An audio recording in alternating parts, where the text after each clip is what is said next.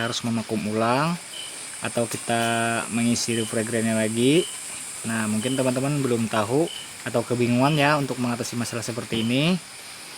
Jadi teman-teman, sebenarnya ini bukan kulkas bocor ya, bukan dispenser yang bermasalah karena kebocoran, tapi karena kompresornya aja yang rusak. Jadi sebenarnya kandungan udara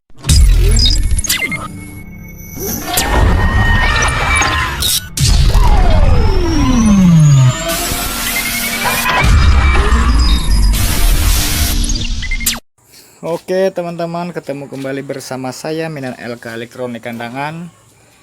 Di sini kita melakukan perbaikan dispenser ya. Dispenser yang menggunakan kompresor seperti layaknya kulkas. Ini merek Sanken. Oke teman-teman, disimak videonya ya. Bagaimana caranya, prosesnya, kelanjutannya sampai selesai. Oke teman-teman, kita cek dulu ya di bagian ini. Overload sama PTC sepertinya bagus. Kita coba dulu secara manual ya. Ini sudah saya siapkan alat ukur ya, multitester. Kita ukur dulu. Kita ukur dulu overloadnya apakah dia nyambung. Ya, nyambung ya teman-teman. Kemudian PTC nya apakah dia nyambung. Nah, nyambung juga teman-teman. Jadi sepertinya tidak ada kendala di antara PTC dan overloadnya. Sekarang kita cek manual ya dengan menggunakan kabel jumper ke sumber listrik. Kita ukur dulu teman-teman, kompresornya nyambung ya. Ini sepertinya kompresornya ukuran 1/8 sepertinya ya, kalau enggak 1/10. Sekarang kita coba manual ya teman-teman dengan menggunakan kabel jumper. Saya pasang dulu overloadnya.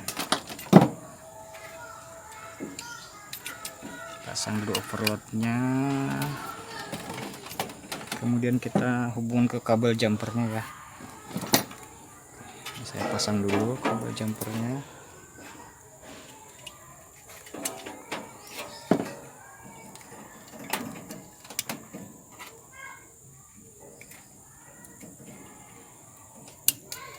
Oke, sudah terpasang sempurna. Kemudian kita tes dulu dengan menggunakan ini. Terbalik. Tes dulu dia berapa ampere.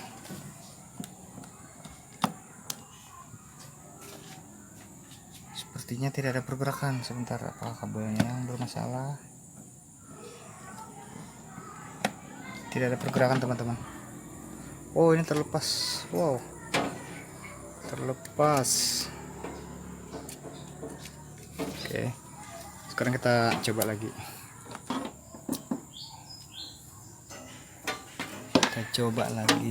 Bismillahirrahmanirrahim.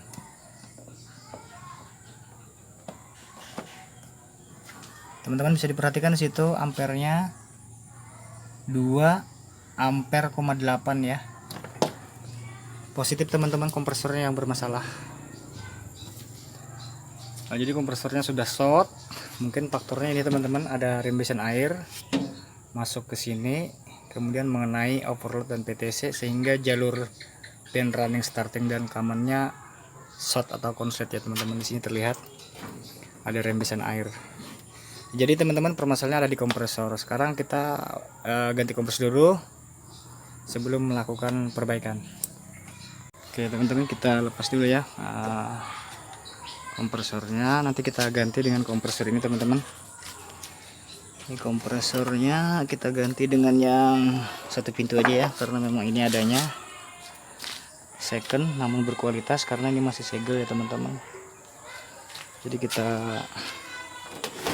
keluarkan dulu ini skrupnya ya buat melepas.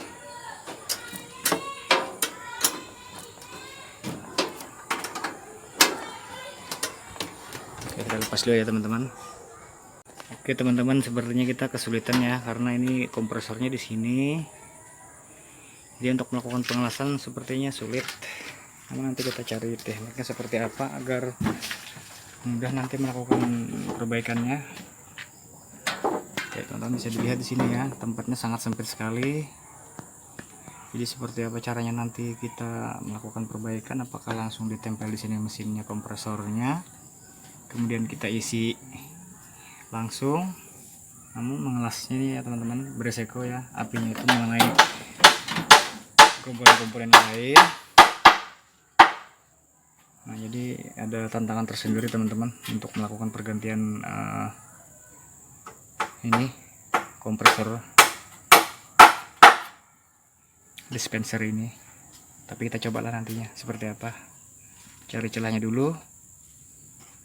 Nanti baru kita coba-coba diposisikan ya, dimana yang pas. Nah, jadi teman-teman dibuka koper sampingnya ya, baru bisa. Karena kita di sini melakukan penyambungan di sini akan sulit kalau tidak dibuka kopernya sampingnya. Di sini kita akan melakukan pengelasan untuk kondensor. Kemudian di sini untuk ke evaporator ya, jalur ke evaporator. Nah, di sini untuk pengisian. Jadi sekarang kita cocokkan dulu dengan kompresornya. Sepertinya terlalu besar, agak besar teman-teman kompresornya.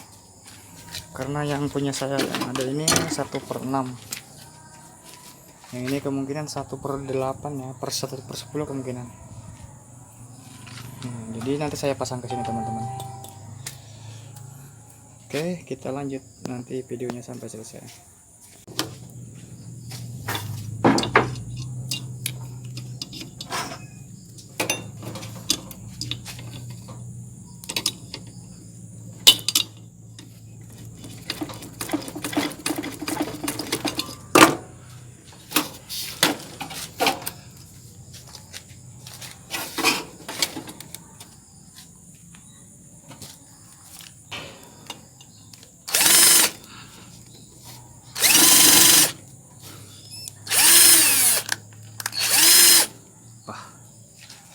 Kalian memakan. Ini teman-teman perbandingan kompresornya. Jadi terlihat betul sangat kecil ya. Untuk freonnya, refrigerannya dia menggunakan R134A sama. Oke, sekarang kita coba-coba cocokkan dulu ke posisinya. Ini teman-teman mempunyai tantangan tersendiri untuk memasang pipa kondensor ini dan juga pipa hisap, kemudian pengisian. Ini kan posisinya tadi pipa kondensor di sini ya teman-teman. Jadi sekarang saya akan lebih memudahkan pekerjaan nanti, jadi akan saya pindah posisi pipa kondensor ke sini, kemudian pipa hisap mungkin tetap di sini nggak apa-apa, pipa suctionnya mungkin tetap di sini nggak masalah. Oh tapi ini ada ini ya, ambil buat ini, buat kompresornya nanti. Berarti posisinya memang harus tetap kayak aslinya tadi ya. Sebenarnya mudahnya kayak gini, karena ini menyambungkan kondensor kan lebih mudah di sini. Jadi saya harus memposisikan seperti asalnya, seperti aslinya ya posisinya untuk pemasangan pipa-pipa ini. Nah ini pipa hisapnya teman-teman. Oke, saya coba-coba dulu menyambung kabelnya, menyambung ininya pipa-pipanya. Ini teman-teman, jadi saya melakukan pengelasan ke sini dulu untuk pipa high pressurenya, kemudian nanti ini pipa hisapnya ke sini. Jadi saya melakukan pengelasan di sini selesai, nanti menyambung ini ke sini, baru diposisikan ke sini. Setelah itu nanti di pipa ini saya melakukan pengisian. Oke teman-teman, pemasangan pipa sudah selesai. Tinggal dilanjut lagi ke proses vakum ya. Nah, jadi sudah terpasang sempurna untuk kompresornya, pipa pengisian, kemudian ini sambungan. Saya shock ya karena agak sulit tadi mengerjainya, jadi terpaksa dipotong. Nah sekarang di sini saya akan melakukan pemakuman dulu. Oke teman-teman, kita tunggu proses vakum dulu ya.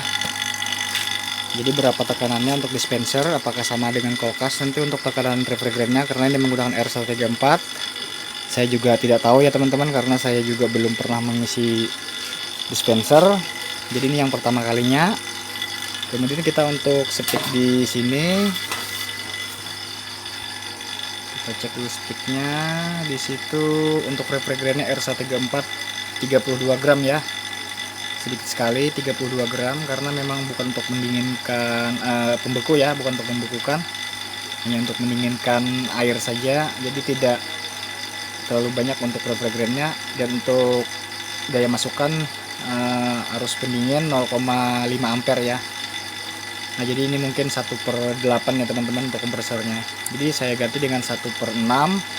Secara otomatis ampere nanti akan naik ya menjadi 0,7. Nah jadi sekarang saya menunggu proses vakum selesai, nanti baru kita lakukan pengisian. Seperti apa hasilnya nanti, oke nanti kita cek sama-sama. Oke teman-teman, pemakuman udah selesai ya, udah minus 30 psi.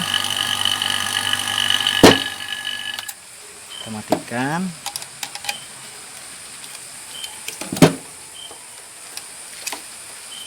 Oke, kita lepas dulu di sini.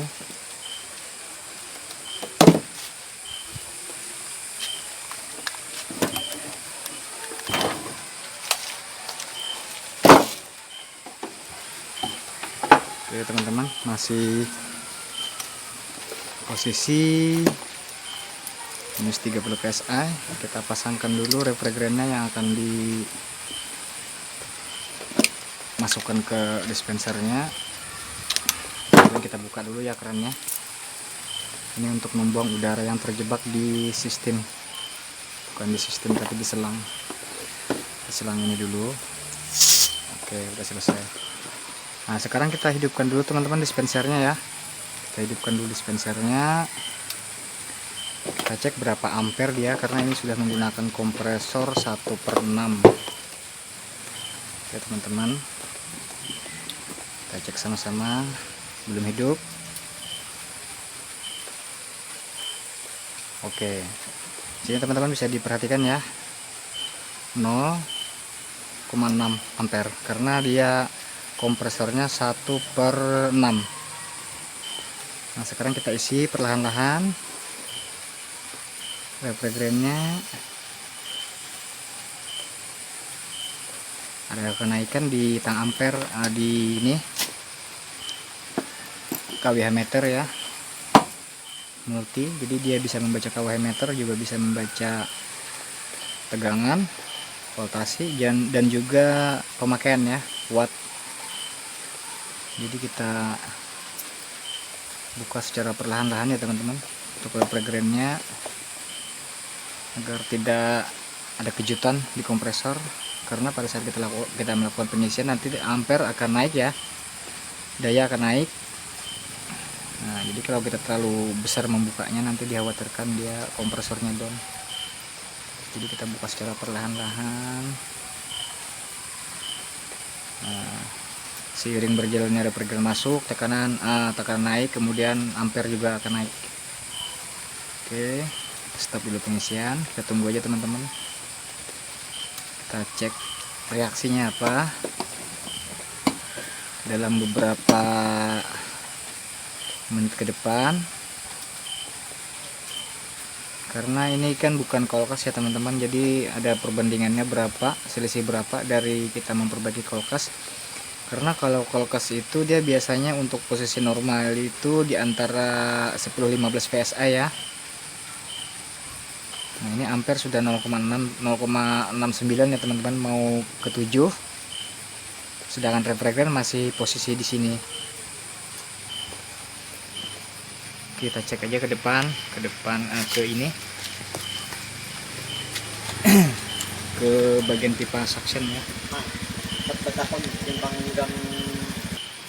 Oke teman-teman, saya jeda dulu videonya tadi ya karena ada orang.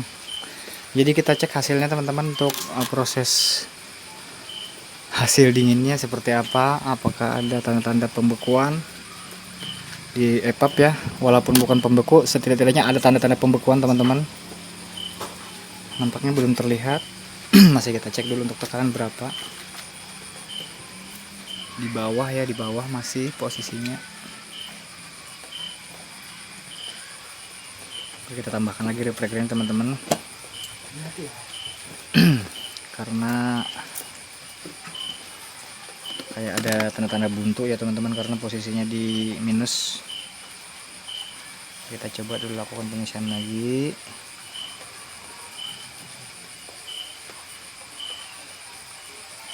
Oke, kita tunggu ya teman-teman ya, nanti hasilnya saya informasikan lagi. Tapi nggak apa-apa, kita cek dulu hasilnya di dalam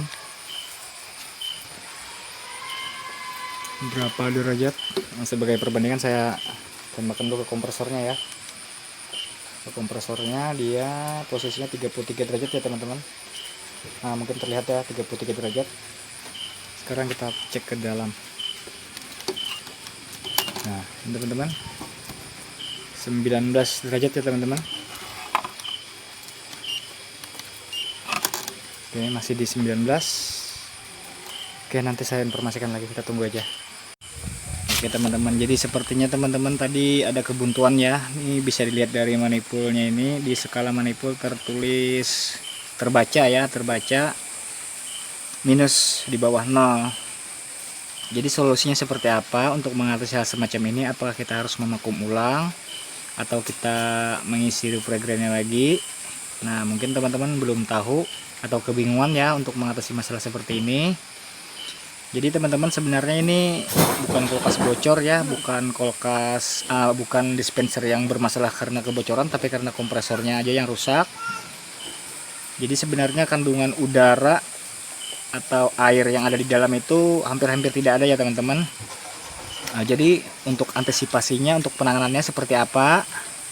Nah, jadi saya akan memberikan triknya di sini, yaitu caranya seperti ini teman-teman. Kita tutup dulu, ini keran ya, kita tutup. Ini posisinya buntu ya teman-teman. Kemudian kita hidupkan kompresornya. Kita tunggu hidup dulu. Oke, dia sudah hidup ya teman-teman. Di sini terlihat 0,7 ya. 0,7. Dan posisinya masih posisi buntu ya teman-teman. Jadi kita buka aja di sini teman-teman ya, dibuka. Dilepas nepel yang ini.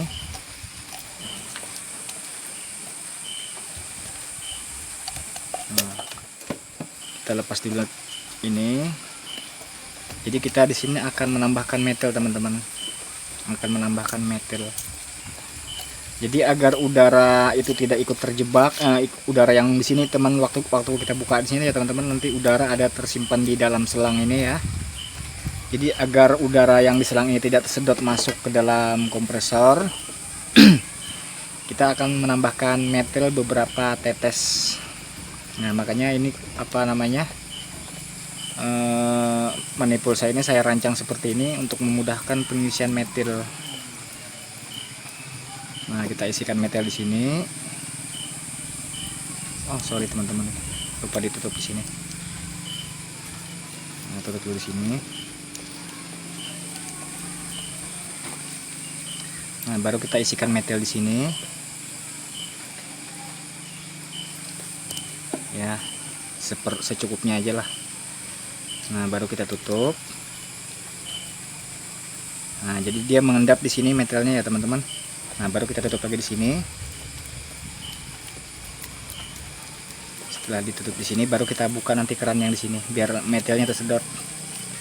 Jadi udara yang ada di sini mungkin berapa aja, tidak terlalu banyak. Nah, baru kita buka. Kita buka ininya. Nah, jadi dia biarkan menyedot metal dulu. Biarkan dia menyedot metal ke dalam kompresornya, ke dalam sistem kulkas. Nah, kemudian kita tutup lagi. Jadi udah selesai kita mengisi metal. Nah, baru kita pasang lagi ini selang lagi, selang refrigeran yang untuk pengisian.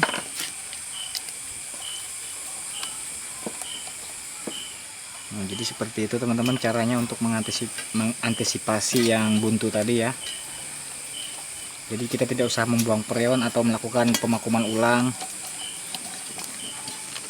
Jadi cukup seperti itu caranya, dan alhamdulillah biasanya yang saya terapkan seperti itu berhasil.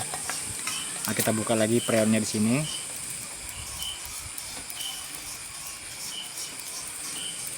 Kemudian kita buang lagi udara yang terjebak di selang ini. di sini teman-teman kita tutup sedikit, kita isi lagi ya, walaupun sudah ada isinya di dalam karena buntu, tapi tidak apa-apa. Kita hanya untuk menambah tekanannya agar metal tadi terdorong. Jadi biarkan aja isinya lebih banyak daripada takaran yang seharusnya. Nanti kita akan buang perlahan-lahan. Ini teman-teman 0,8 ya. Jadi kita tunggu aja nanti. Nanti dia akan ada perlawanan antara tekanan minus tadi dengan tekanan yang yang kita isikan tadi. Jadi dia nanti ininya melonjak naik. Nah, jadi kita tunggu aja dulu metalnya bersirkulasi, ikut terbawa refrigeran yang barusan kita masukkan. Nanti dia biasanya akan aman, tidak ada lagi terjadi kebuntuan. Karena untuk memecah itu ya, memecah oli dan memecah kemungkinan ada udara biar tidak terjadi pembekuan partikel-partikel udara menjadi air. Nah, kita tunggu aja teman-teman. Nanti dia akan naik, untuk tekanan ini akan naik secara perlahan-lahan, dia akan naik. Oke, daripada terlalu lama videonya, saya potong dulu ya. Nanti kalau udah naik baru saya kasih informasikan lagi sama teman-teman. Oke teman-teman, bisa diperhatikan ya, dia naik ke 40 psi. Namun kompresor saya matikan. Ya udah naik dengan sendirinya, naik. Nah, itu pergerakannya sangat cepat, naik sampai di mana dia itu naiknya nanti.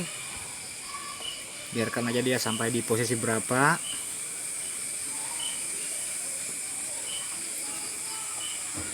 Kita tunggu aja teman-teman sampai dia posisi berapa dia berhenti. Nah, ternyata dia melebihi 60 psi sepertinya. Karena isinya udah ada yang terdahulu, jadi saya tambah lagi tadi saat mendorong ini metil. Nah, mungkin sampai 80 psi. Nah, hal ini teman-teman akan membebani kompresor ya. Nanti akan kita kurangi jika sampai 80 psi karena akan menyusahkan start ya. Akan menyusahkan start kompresornya. Nah, kita tunggu aja sampai berapa dia, tambah naik terus. Naik terus dia sampai 70. Nah, jadi sudah kelebihan beban kalau kita menghidupkan dalam keadaan tekanan tinggi seperti itu. Karena ini bukan kulkas ya teman-teman, ini dispenser. Jadi untuk tekanan dispenser yang ukurannya 32 gram dengan tekanan seperti itu kemungkinan lebih daripada 32 gram ya. Nah, jadi kita harus kurangi lagi nantinya di 45 atau di 50 ya. Oke. Saya kurangi dulu untuk refrigerannya, jangan sampai segitu. Nah, saya kurangi. Sebentar, ini belum ditutup, banyak yang keluar yang dari sini. Saya tutup dulu. Nah, kemudian kita kurangi teman-teman untuk yang di sini. Wow, jatuh. Sulit ya teman-teman bikin video sendiri. Kita kurangi sampai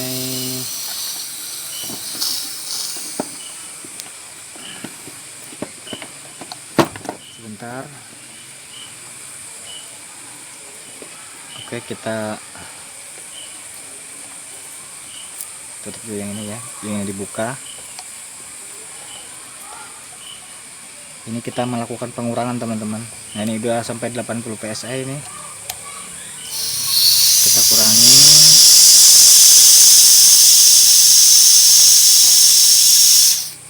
Oke, kita posisikan di 40 di 50 ya. 40 50. Nah, baru kita hidupkan lagi ini kompresornya. Nah, kita tunggu aja dulu sampai dia on. Nah, ini sudah on, sudah 0,8. Skala manifold ada pergerakan karena refrigeran dipompakan ke kondensor. Kita tunggu aja sampai berapa nanti dia bertahan, posisinya di mana. Nah, biasanya kalau dia normal dia akan diam, tidak ada pergerakan lagi. Nah, jadi ampere di sini teman-teman 0,7 ya, 0,75. Jadi ini mendekati speak yang aslinya untuk di pengisian di kulkas ya teman-teman. Nah, ini di 20 ya teman-teman, steady di 20, berarti kebanyakan teman-teman. Karena untuk di 20 psi biasanya di pressure ya teman-teman, di pressure. Nah, berarti kita harus melakukan pengurangan lagi nantinya, tapi kita tunggu aja dulu sampai dimana posisinya dia diam, steady ya.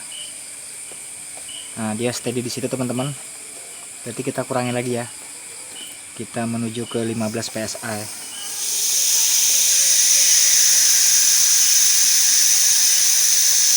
Nah, di sini di 15 psi kita tunggu dulu. Untuk ampernya itu 0,7 ya. Nah, ini tidak ada buntu lagi teman-teman, karena dia steady di 15 psi. 15 ya, kurang lebih.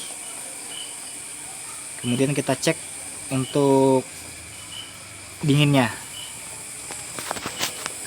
Oke, kita cek dinginnya dulu dengan menggunakan infrared, termometer infrared. Mudah-mudahan bisa fokus ya teman-teman. Oke, 19 masih ya. 18 ada penurunan, masih di 18. Kita tunggu aja teman-teman. Itu sudah ada keringat ya, sudah ada keringat. Kita sorot lagi, udah ada penurunan teman-teman di 16. Nah, berarti udah lancar teman-teman. Ada 6 derajat, ada penurunan lagi.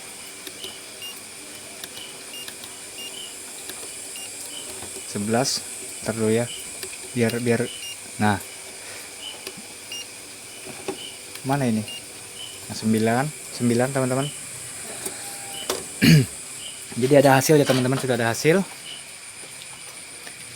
Kemudian untuk tekanan dia diam di posisi 15, di posisi 15. Nanti kita tunggu aja teman-teman, jangan sampai di sini ada pembekuannya di pipa. Nah, itu teman-teman, ada pembekuan di pipa suction, teman-teman bisa diperhatikan itu. Berarti ini terlalu banyak refrigeran ya teman-teman. Nah, itu udah dulu, enggak kena sorot sepertinya. Nah, jadi itu teman-teman bisa diperhatikan di sini ada pembekuannya di pipa suction di sini. Ini secara otomatis berarti kebanyakan refrigeran. Nah, ini ada pembekuan. Mudah-mudahan terlihat ya teman-teman. Nah, di sini ada pembekuan. Berarti kebanyakan teman-teman. Jadi kita tidak bisa berpatokan dengan kulkas ya, karena ini bukan kulkas. Berarti kita harus menguranginya lagi, mungkin ke 10 psi. Kita kurangi lagi karena ada pembekuan di situ. Nah, mungkin di sini teman-teman. Mungkin posisinya di sini ya, yang pas ini di 10 psi. Ya, 9-10.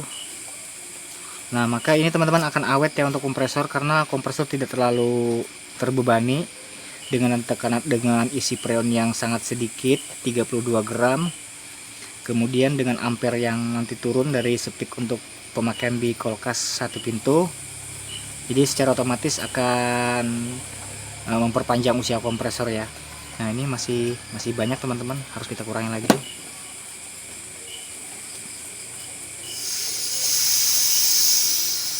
Oke, sepertinya di situ aja ya teman-teman.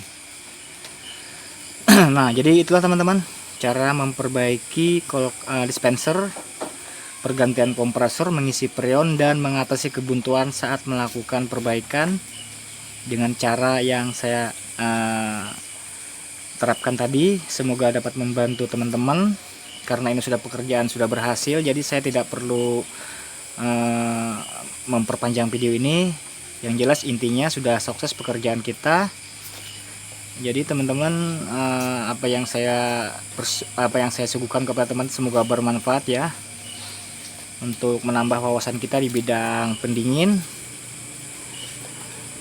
Jangan lupa ya teman-teman, like, share, dan di subscribe ya, untuk perkembangan kemajuan channel kita bersama. Salam Yan LK Servis Kulkas Kandangan. Ketemu lagi di video berikutnya. Bye bye.